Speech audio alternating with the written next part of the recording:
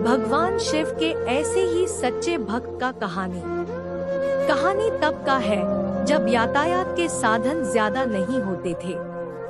अगर कोई किसी तीर्थ स्थल पर जाता था तो पता नहीं होता था कि वापस घर लौट भी पाएगा या नहीं। भगवान शिव का भक्त बहुत कठिनाइयों के बाद केदारनाथ धाम पहुंचा। जब वह वहां पहुंचा तो मंदिर के पुजारी जी मंदिर के कपाट बंद कर चुके थे।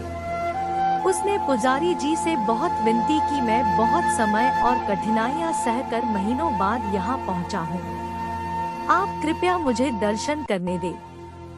पुजारी जी ने बहुत विनम्रता से बोला कि इस मंदिर का नियम है कि इसके कपाट 6 महीने खुलते हैं और 6 महीने बंद रहते हैं। अगर एक बार कपाट बंद हो गए तो 6 माह बाद ही खुलेंगे। अब आपको 6 माह बाद ही आना पड़ेगा। यहाँ पर जीवन बहुत कठिन है क्योंकि यहाँ बहुत ज्यादा ठंड पड़ती है, आप यहाँ नहीं रह सकते।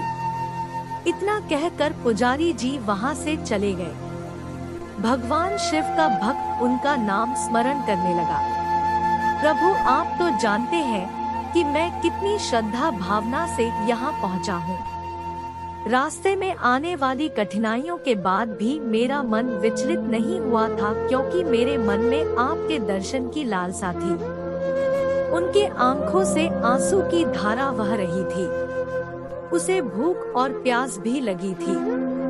कुछ समय पश्चात वहाँ पर एक साधु बाबा आए। उन्होंने उसका हालचाल पूछा। शिव भक्त ने अपनी सारी व्यथा उनको सुना दी।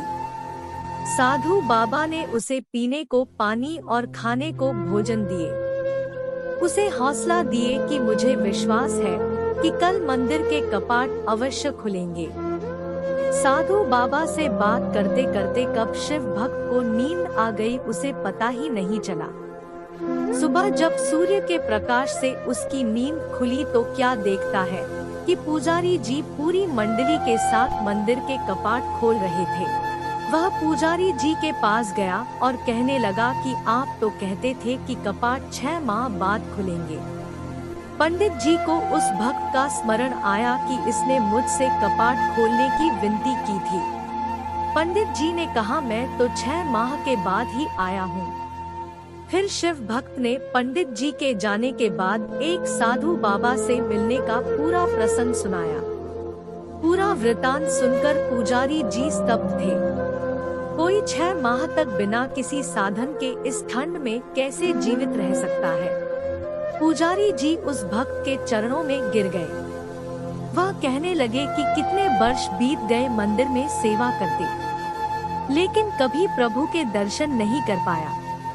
लेकिन तुम्हारी आस्था सच्ची थी।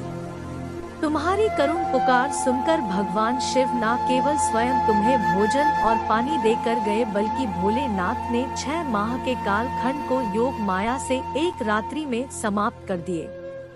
सच ही कहते हैं कि ईश्वर की भक्ति इतनी सच्ची आस्था से करो, अगर कष्ट तुम पर हो फिर ईश्वर को ही भक्त को कष्ट से कैसे उबारना है। हर हर महादेव।